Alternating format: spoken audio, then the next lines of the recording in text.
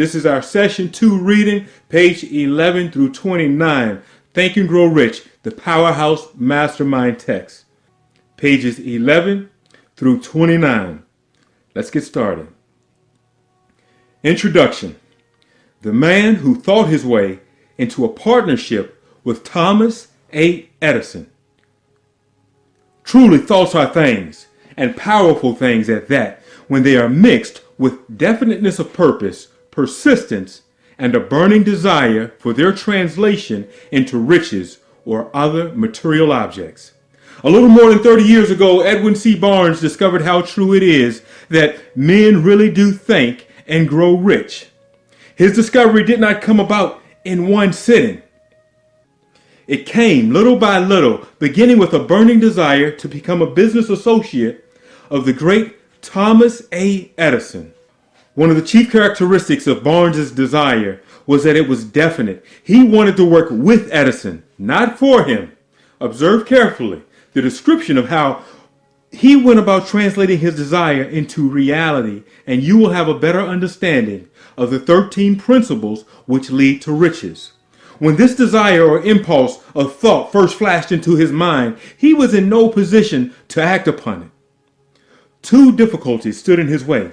He did not know Mr. Edison, and he did not have enough money to pay his railroad fare to Orange, New Jersey. These two difficulties were sufficient enough to have discouraged the majority of men from making any attempt to carry out the desire. But his was no ordinary desire. He was so determined to find a way to carry out his desire that he finally decided to travel blind baggage rather than be defeated. Now, to those of you who don't know, this means that he went to East Orange on the back of a freight train. He jumped right into the back of the train. When he arrived, he presented himself at Mr. Edison's laboratory and announced he had come to go into business with the inventor. And speaking of the first meeting between Barnes and Edison some years later, Mr. Edison said, "He stood there before me looking like an ordinary tramp. But there was something in the expression of his face. There was something in his energy which conveyed the impression that he was determined to get what he had come after. There was a certain vibration to him. And I had learned from years of experience with men that when a man really desires a thing so deeply that he is willing to stake his entire future on a single turn of the wheel in order to get it, eventually he is sure to win. So I gave him the opportunity he asked for because I saw he had made up his mind to stand by until he succeeded. Subsequent events prove that there was no mistake made. Just what young Barnes said to Mr. Edison on that occasion was far less important than that which he thought. Edison himself said so. It could not have been the young man's appearance which got him his start in the Edison's office, for that was definitely against him. It was what he thought in his mind that counted. If the significance of this statement could be conveyed to every person who reads it, there would be no need for the remainder of this book. Barnes did not get his partnership with Edison on his first interview. He did get a chance to work in the Edison office at a very nominal wage, doing work that was unimportant to Edison, but most important to Mr. Barnes, because it gave him an opportunity to display his merchandise where his intended partner, Mr. Edison, could see it. Months and months went by. Apparently, nothing happened to bring the coveted goal which Barnes had set up in his mind as his definite major purpose. But something important was happening in Barnes's mind. He was constantly intensifying his desire to become the business associate of Mr. Edison. Psychologists have correctly said that when one is truly ready for a thing, it slowly begins to manifest and appear. Barnes was ready for a business association with Mr. Edison. Moreover, he was determined to remain ready until he got that which he was seeking. He did not say to himself, well, what's the use? I guess I'll just change my mind and try for a salesman job. But he did say, I came here to go into business with Mr. Edison, and I'll accomplish this end if it takes me the rest of my life. He meant it. What a different story men would have to tell if only they would adopt a definite purpose and stand behind that purpose until it had time to become an all-consuming obsession in their mind. Maybe young Barnes did not know it at the time, but his bulldog determination, his persistence in standing back of a single desire, was destined to mow down all opposition and bring him the opportunity he was seeking. When the opportunity came, it appeared in a different form and from a different direction than Barnes had expected. That is one of the tricks of opportunity. It has a sly habit of slipping in the back door, and often it comes disguised in the form of some misfortune or temporary defeat. Perhaps this is why so many people fail to recognize opportunity.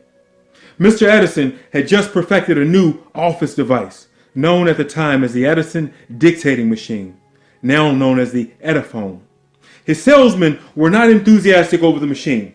They didn't believe it could be sold without great effort.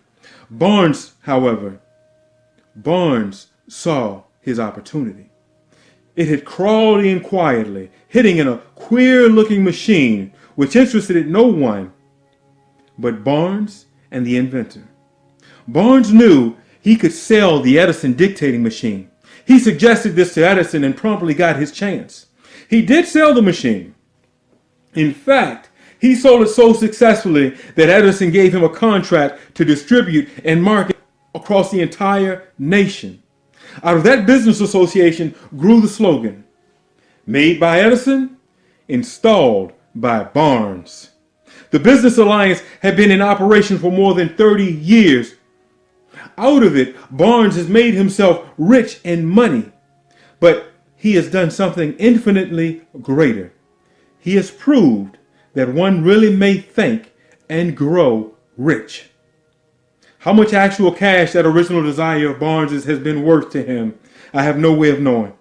Perhaps it has bought him $2 or $3 million, but the amount, whatever it is, becomes insignificant when compared with the greater asset he acquired in the form of definite knowledge that an intangible impulse of thought, a thought impulse, an idea, can be transmuted into its physical counterpart by the application of known principles. Barnes literally thought himself into a partnership with the great Edison. He thought himself into a fortune. He had nothing to start with except the capacity to know what he wanted and the determination to stand behind his desire until he realized and got what it was that he wanted. He had no money to start with. He had but little education. He had no influence. But he did have initiative, faith, and the will to win. With these intangible forces, he made himself number one man to the greatest inventor who ever lived. Now, let us look at a different situation and study a man who had plenty of tangible evidences of riches, but lost it because he stopped 3 feet short of the goal he was seeking. 3 feet from gold. One of the most common causes of failure is the habit of quitting when one is overtaken by temporary defeat. Every person is guilty of this mistake at one time or another. An uncle of R.U. Darby was caught by the gold fever in the gold rush days and went west to dig and grow rich. He had never heard that more gold has been mined from the brains of men than has ever been taken from the earth. He staked a claim and went to work with a pick and shovel. The going was hard, but he lusted for gold. His lust for gold was definite. After weeks of labor, he was rewarded by the discovery of a shining ore. He needed machinery to bring the ore to the surface. Quietly, he covered up his mine, retraced his footsteps, and went back home to Williamsburg, Maryland. Told his relatives, a few neighbors, of the strike. They got together money for the needed machinery, had it shipped. The uncle and Darby went back to work at the mine. The first car of ore was mined and shipped to a smelter. The returns proved they had one of the richest mines in Colorado. A few more cars of that ore would clear the debts. Then would come the big killing and profits. Down went the drills. Up went the hopes of Darby and Uncle. Then something happened. The vein of gold disappeared. They had come to the end of the rainbow, and the pot of gold was no longer there. They drilled on, desperately trying to pick up the vein again, all to no avail. Finally, they decided to quit. They sold the machinery to a junk man for a few $100s and took the train back home. Some junk men are dumb, but not this one. He called in a mining engineer to look at the mine and do a little calculating. The engineer advised that the project had failed because the owners were not familiar with fault lines. His calculations showed that the vein would be found just 3 feet from where the Darbys had stopped drilling. That is exactly where it was found. The junk man took millions of dollars in ore from the mine because he knew enough to seek expert counsel before giving up. Most of the money which went into the machinery was procured through the efforts of R.U. Darby, who was then a very young man. The money came from his relatives and neighbors because of their faith in him. He paid back every dollar of it, although he was years in doing so. Long afterward, Mr. Darby recouped his lost money many times over when he made the discovery that desire can be transmuted into gold. The discovery came after he went into business of selling life insurance. Remember that he lost a huge fortune because he stopped 3 feet from gold. Darby profited by the experience in his chosen work, by the simple method of saying to himself, I stopped 3 feet from gold, but I will never stop because men say no when I ask them to buy insurance. Darby is one of a small group of fewer than 50 men who sell more than $1 million of insurance annually. He owes his stickability to the lessons he learned from his quit ability in the gold mining business. Before success comes in any man's life, he is sure to meet with much temporary defeat and perhaps some failure. When defeat overtakes a man, the easiest and most logical thing to do is to quit. That's exactly what the majority of men do. More than 500 of the most successful men this country has ever known told the author their greatest success came just one step beyond the point at which defeat had overtaken them. Failure is a trickster with a keen sense of irony and cunning. It takes great delight in tripping one when success is almost within reach. A 50-cent lesson in persistence.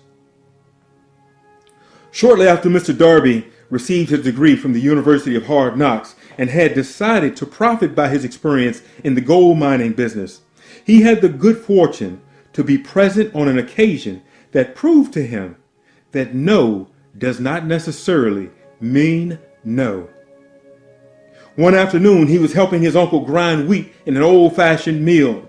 The uncle operated a large farm on which a number of colored sharecrop farmers lived.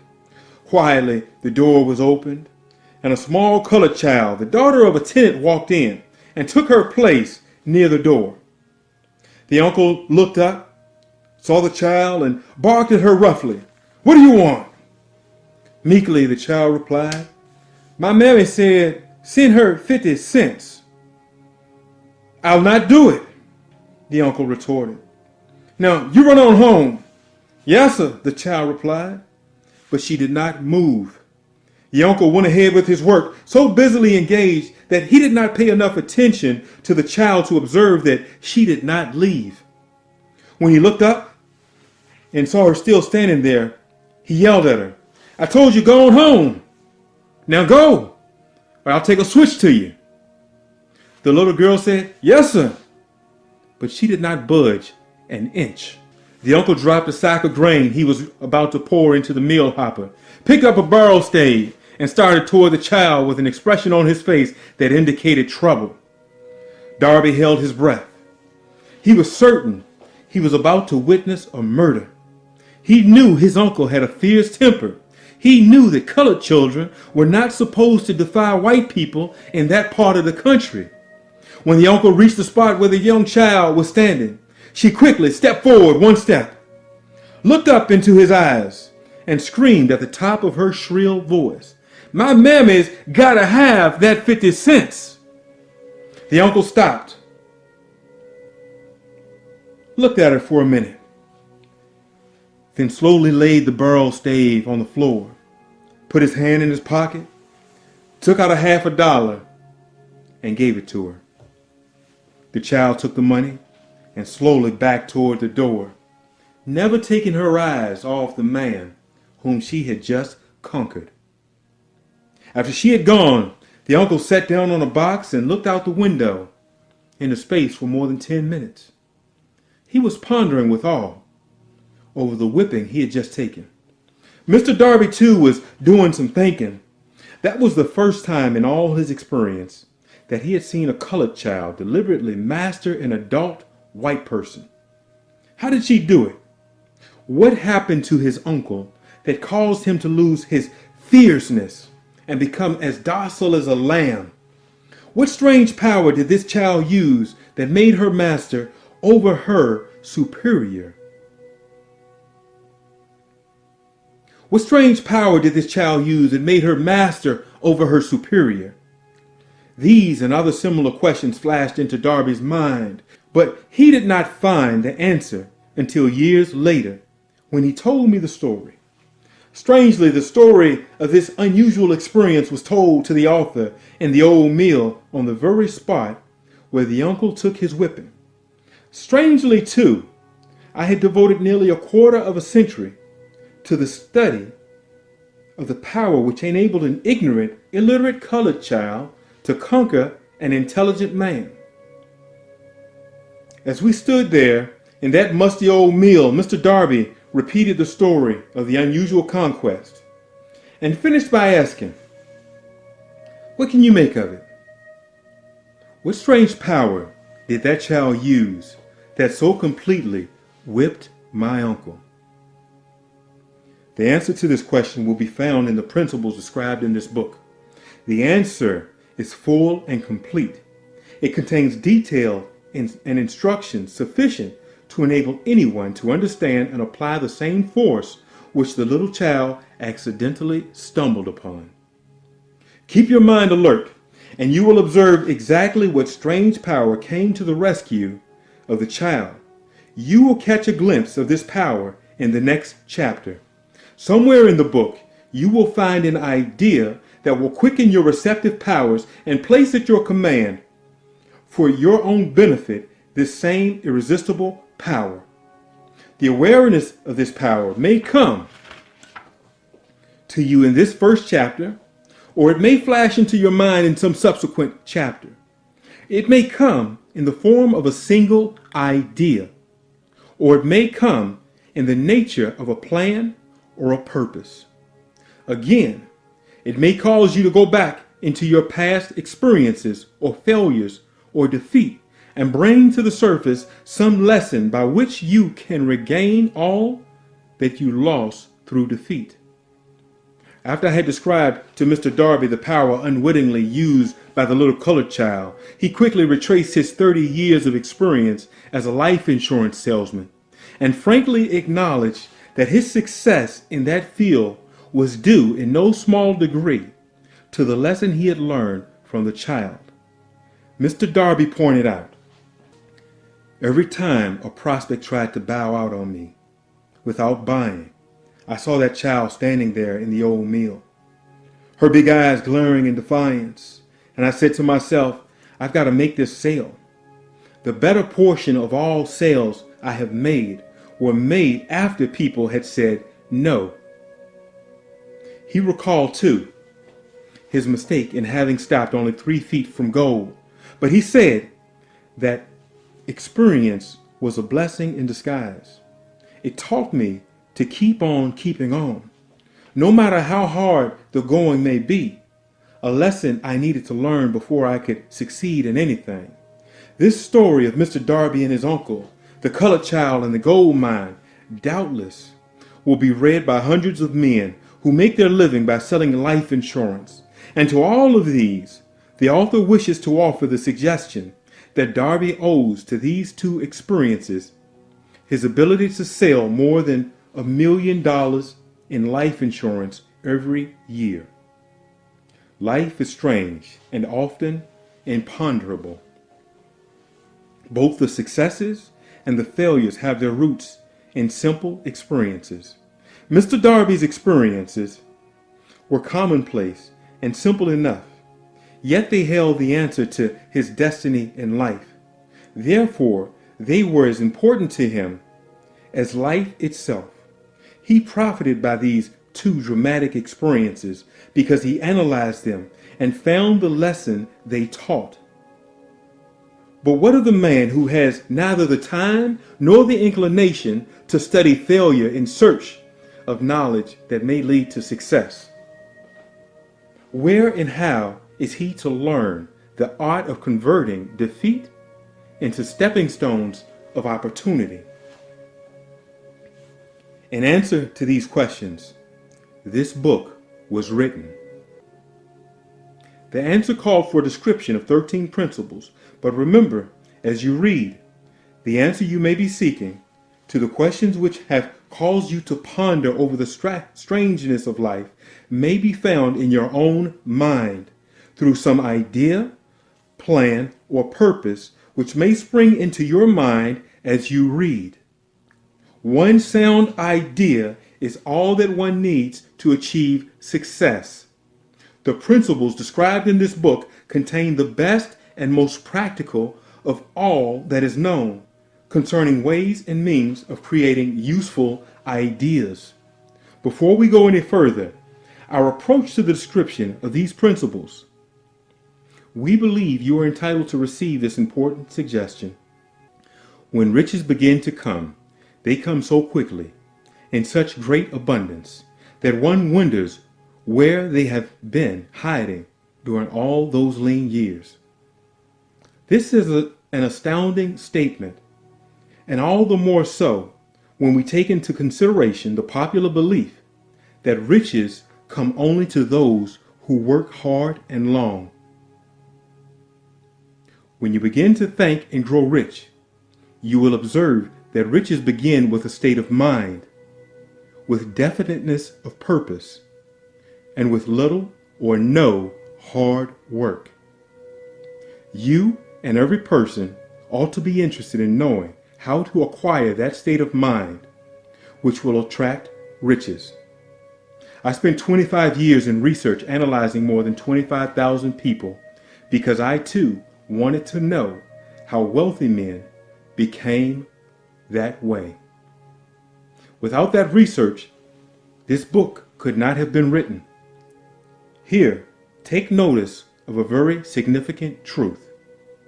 The business depression started in 1929 and continued on to an all-time record of economic destruction until sometime after President Roosevelt entered office. Then, the depression began to fade into nothingness. Just as an usher in a theater raises the lights so gradually that darkness is transmuted into light before you realize it, so did the spell of fear in the minds of the people gradually fade away and become faith. Observe very closely. As soon as you master the principles of this philosophy and begin to follow the instructions for applying those principles, your financial status will begin to improve, and everything you touch will begin to transmute itself into an asset for your benefit. Impossible? Not at all. One of the main weaknesses of mankind is the average man's familiarity with the word impossible. He knows all the rules which will not work.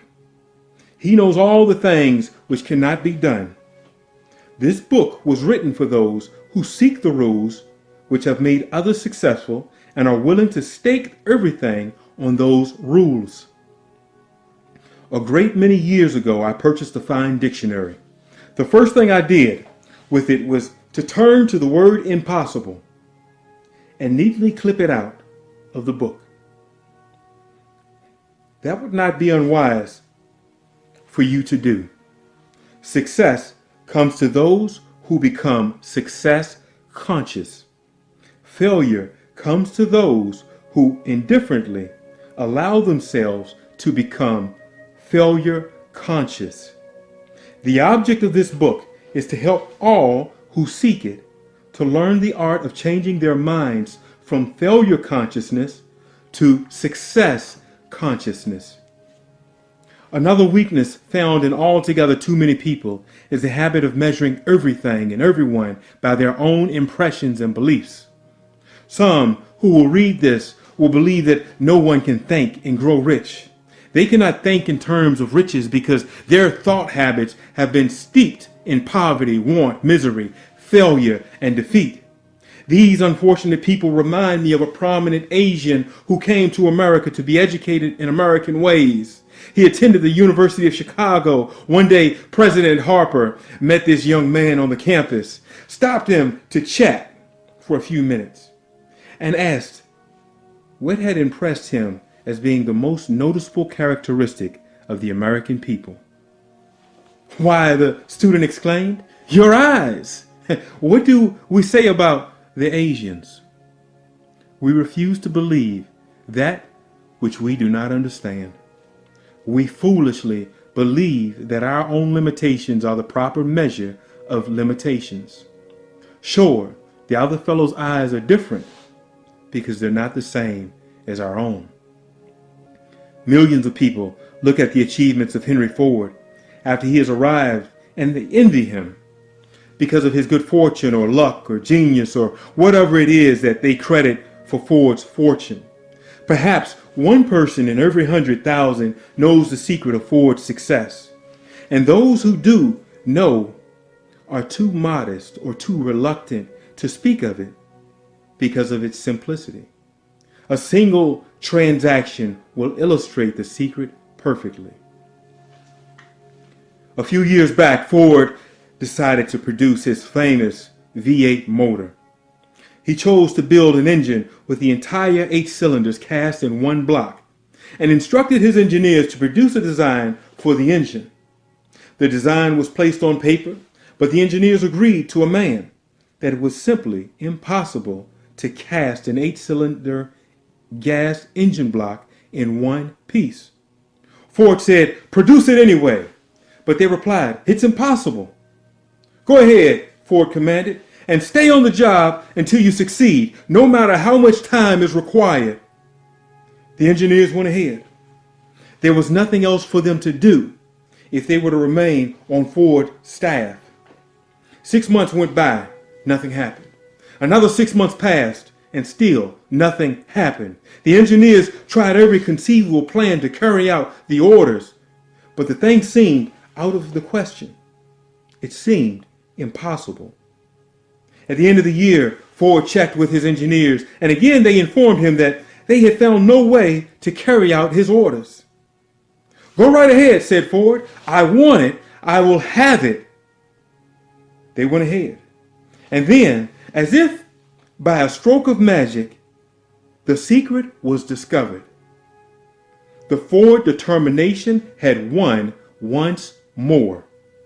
This story may not be described with minute accuracy, but the sum and substance of it is correct. Deduce from it, you wish to think and grow rich, the secret of the Ford millions if you can. You'll not have to look very far. Henry Ford is a success because he understands and applies the principles of success. One of these is desire. knowing what one wants. Remember this Ford's story as you read and pick up the lines. Pick out the lines in which the secret of his stupendous achievements have been described. If you can do this, if you can lay your finger on the particular group of principles which made Henry Ford rich, you can equal his achievements in almost any calling for which you are suited.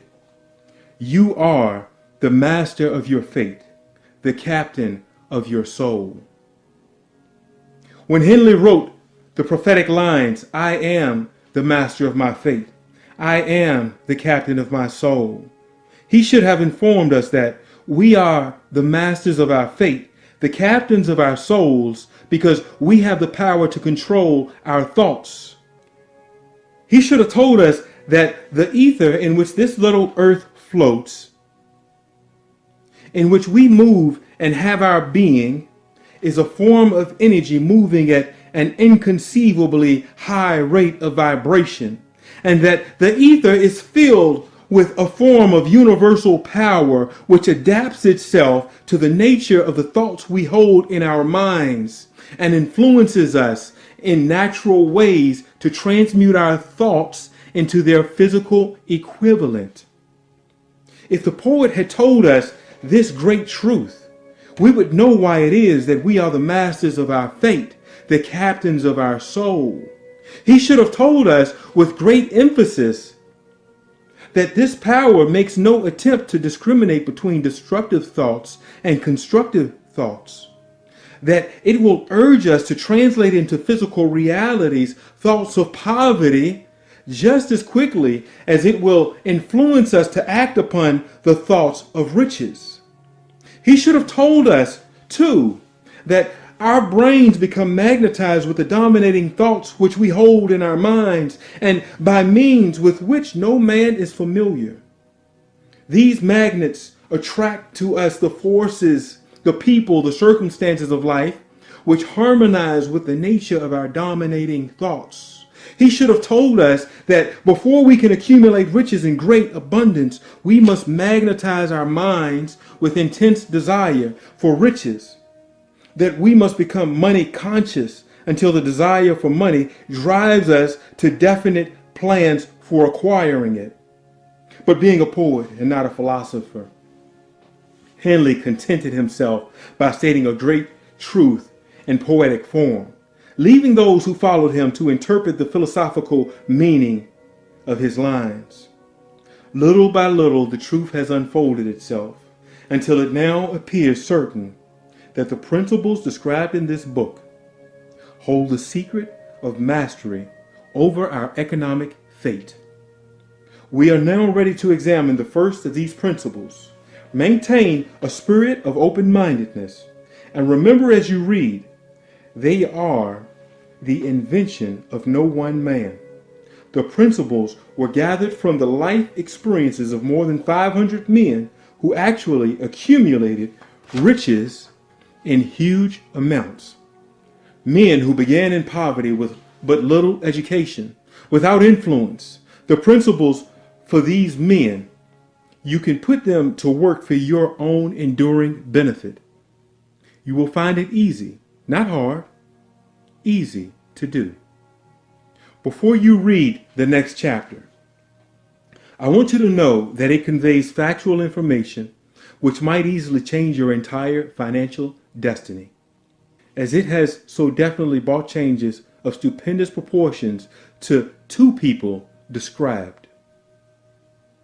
I want you to know also that the relationship between these two men and myself is such that I could have taken no liberties with the facts, even if I had wished to do so.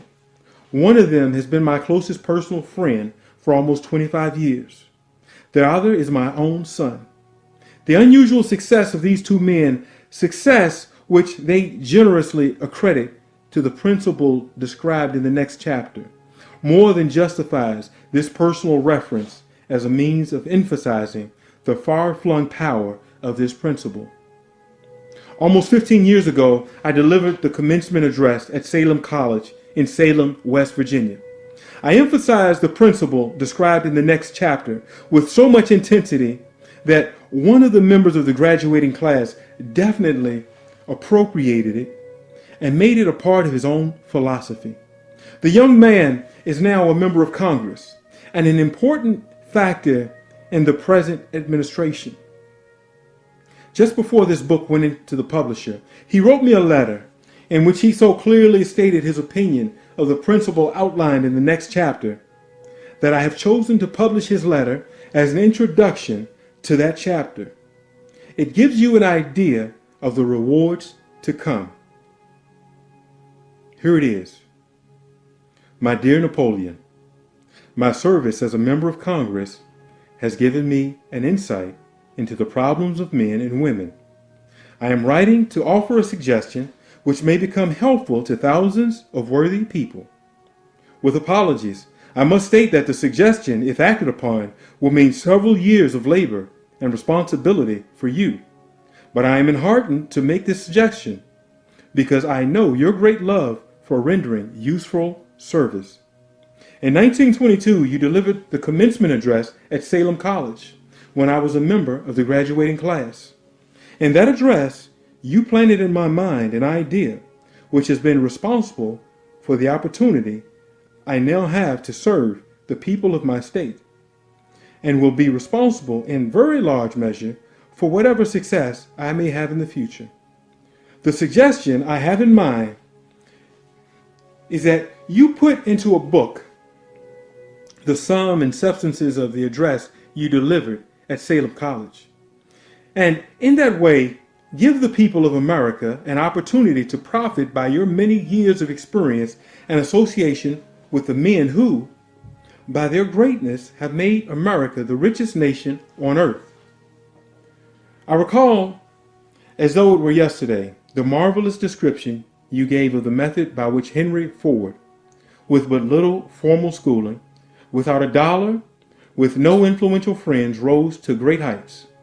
I made up my mind then, even before you had finished your speech, that I would make a place for myself, no matter how many difficulties I had to surmount.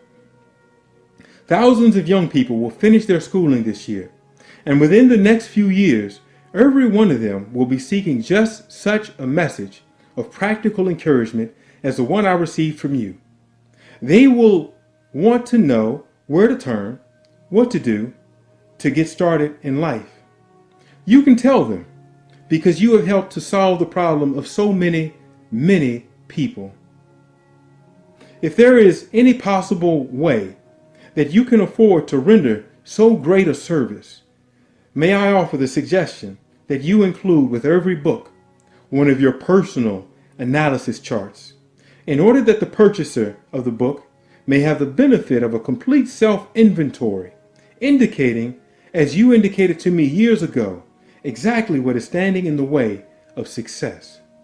Such a service as this, providing the readers of your book with a complete unbiased picture of their faults and their virtues, would mean to them the difference between success and failure.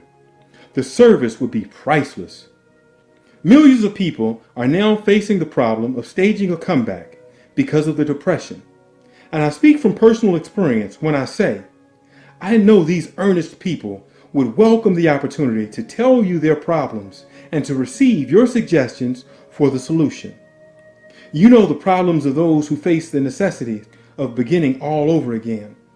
There are thousands of people in America today who would like to know how they convert ideas into money. People who must start at scratch without finances and recoup their losses. If anyone can help them, you can. If you publish the book, I would like to own the first copy that comes from the press, personally autographed by you. With best wishes, believe me, cordially yours, Jennings Randolph. So that completes today's reading. Hey, if you still need a copy of the book, go ahead over to www.powerhousemotivations.com/Success University. Get yourself a copy of the book. It's on sale for you right now. It's on sale. Get the PDF version. That way you don't have to wait. You can get the PDF version. You can print out the pages as you need. Hey, what I like to do is I print it out. punch some holes in it and put it into a 3-ring binder. That way I can keep it. The pages are nice and large. I can write on the pages, take notes on the pages, and I'd recommend you go ahead and do the same thing. Go ahead over there right now to successuniversity.com. That's powerhousemotivations.com/Success University. That completes today's reading. So you can go ahead and turn this one off. Go ahead to the next video. The next video is available on the website. You got the link to it. If you're still looking for a link, you should be able to get to it at powerhousemotivations.com/The People's Coach.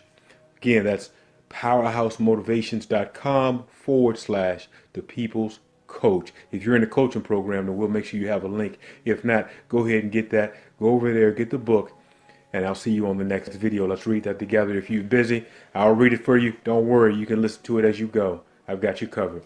Talk to you later.